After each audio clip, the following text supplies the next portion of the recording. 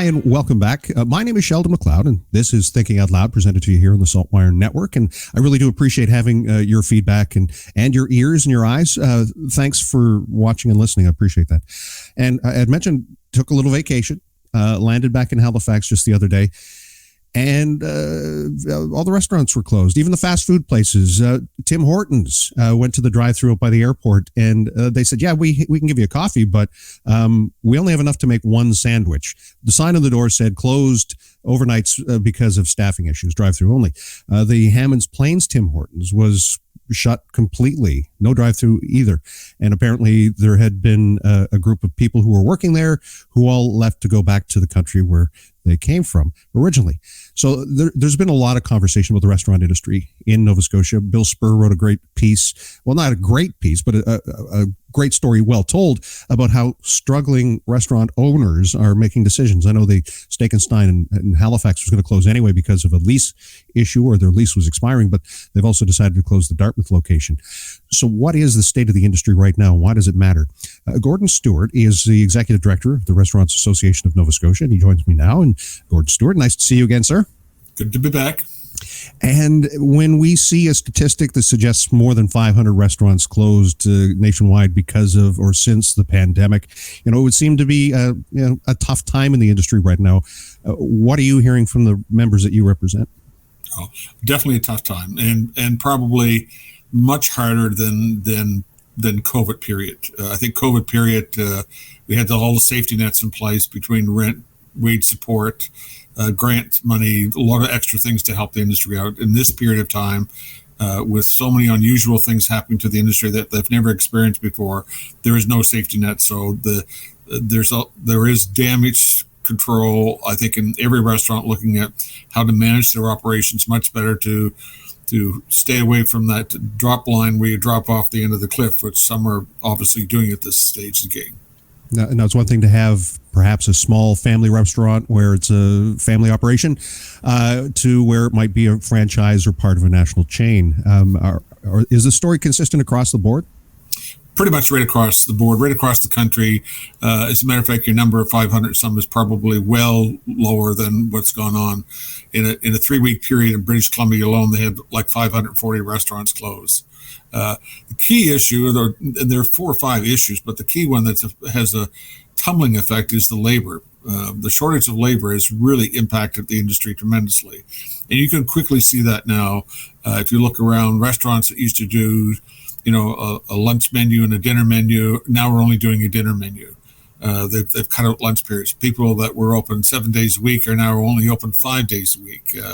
People that had very long hours, like anything fast food, now have shorter hours because it takes 2.5 shifts a day to run, and if you don't have 2.5 shifts of labor, which most don't anymore, then you're going to be short. If you look at our industry in 2019, we roughly operated the industry with around 35,000 people, and we now have about 27,000 people. So we're well short in that labor pool.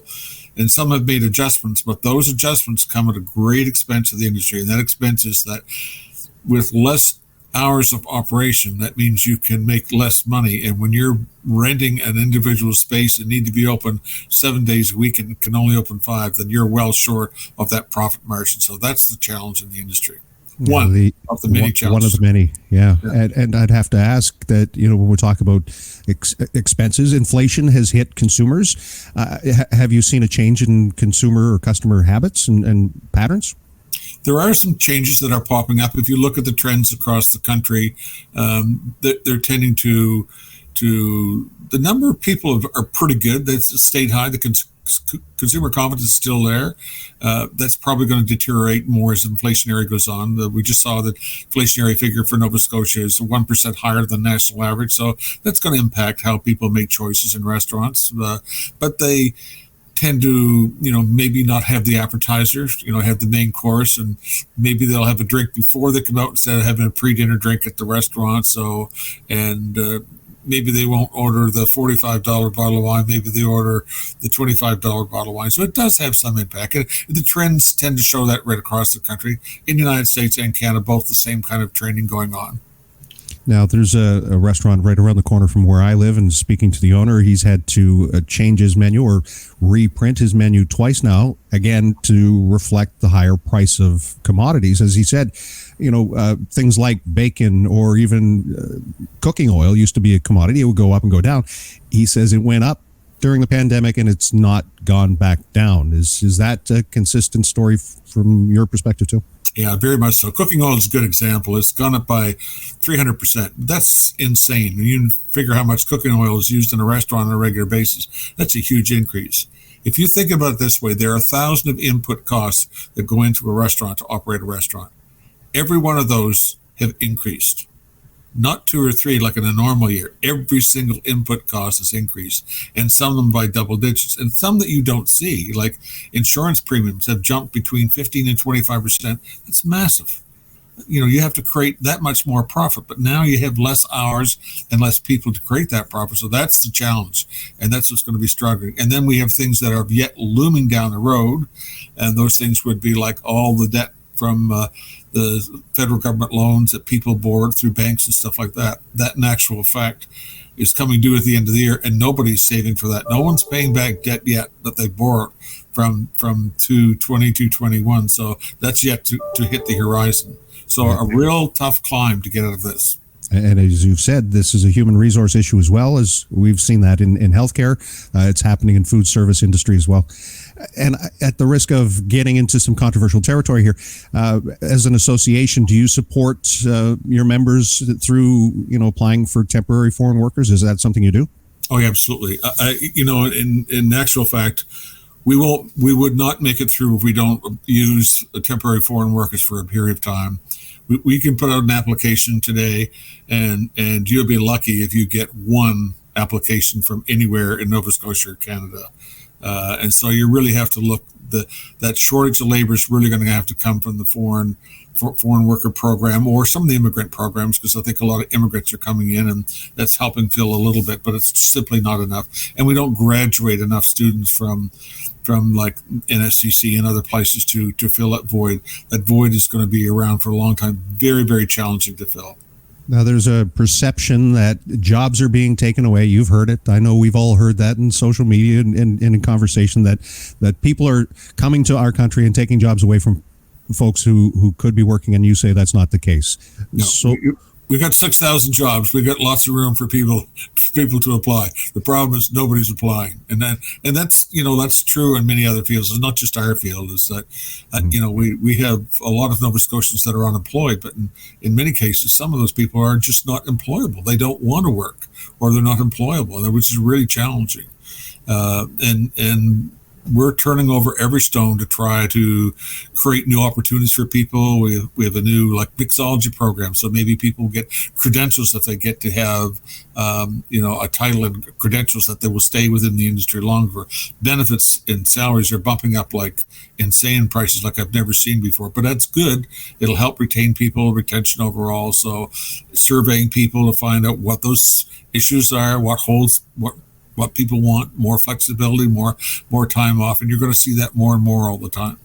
That same restaurant that said drive through only after hours or outside of overnight hours was because of the staffing, and that they were offering $16 per hour starting. And the other story was that another restaurant that would normally be open overnights had to close because it had a whole shift who were all foreign workers who all left that position at the same time, and put the owner of that franchise in a position where they just didn't have anyone to work, closing the doors. Who'd have thought that a Tim Hortons restaurant that normally would be open 24 hours can't find people to work that third shift?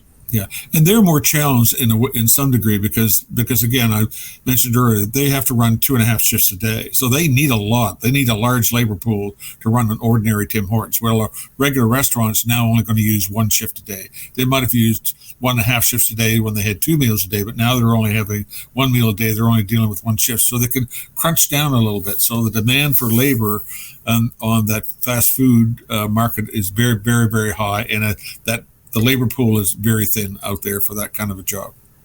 There are people perhaps looking to open a restaurant. Maybe that was their dream, and that's something that they're thinking of right now. Is that something you would recommend, Gordon? Well, in the old days, I used to have this little story I used to tell people that if go outside, bang your head in the wall. If it hurts or bleeds, don't come back in. Yeah, that's how challenging the business is. We have a guidebook, how to open and operate a restaurant. And one of the first pages tells you all the reasons you probably should rethink about why you should go in the restaurant. At the end of the day, this is a highly entrepreneurial business. So many people really are excited about it getting business. In our worst days during COVID, we still had 175 new restaurants open up. So that tells you what the marketplace, and restaurants are still opening up, albeit different sizes, smaller, sometimes more family controlled, or ethnic restaurants, very controlled, not big restaurants anymore. Those are really challenging because the rents are just in skyrocket. Rent alone, if you look at it, analyze it right across the province, in Halifax, you're paying by the square inch. In suburbia, you pay by the square foot. In rural Nova Scotia, you pay by the square yard. Those are challenging numbers to pay back. Were you surprised to see Steak&Stein saying that they were going to close both restaurants and after however many years? Quite a few. I mean, two great operations, well run. But obviously eclipsing them is their rent. That was a huge, big jump for them. And that's what's happened to a lot of people. People are now looking at their places, and you'll see people closing. I think we've had 4 or 5 in the Halifax area closed just on the rent issue alone because landlords want to jump in rent, and no one can afford it. As a matter of fact, the rent should be going the other way down because they can't afford as much rent. So the real challenge is to be able to do that. So it's not surprising, and we're going to see more of that around where that rent issue is probably the kicker. There are other issues, but that could be the kicker, what tips the scales of wanting to close. A few weeks ago, we were talking about an editorial, how you could support your local. There might be a favorite restaurant you have. So it's, I guess, time to ask Gordon Stewart, what can people do? What can diners do? Consumers, us, people who want to go out and eat. What can we do to help the industry right now? Yeah, well, stay confident with the industries. They still do a great job out there. A lot of new changes happening. A lot of creative menus around. There's some bright sides out of this overall. People are pushing the envelope to get new kinds of food out in front of people. That's great. So get out and support your restaurant. Buy gift cards as presents. There's lots of things you can do. Take out your friends, celebrate, a special day, celebrate retirement, celebrate a birth, celebrate family birthdays, all that kind of stuff. Just get out and enjoy a restaurant. It's a community-based thing, and it's always fun to go out to a restaurant. No dishes. So often people will reach out to you, Gordon, to ask about the challenges, and it's good to see that there are people dedicated to doing this, and folks are in it too for the long haul. Anything else that we didn't talk about that you think is important to this conversation?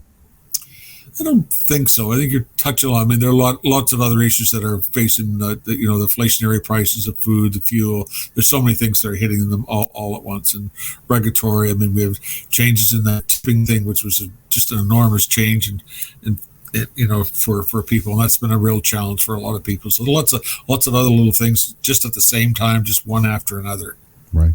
And when the menu prices go up and people are expecting, or there's added gratuities right on the bill, it's a little more challenging to try to dig a little deeper down into your jeans to get enough money to cover that bill. Yeah. Yep. Gordon Stewart, Executive Director of the Restaurant Association of Nova Scotia. Thanks for your insights. Okay. Welcome.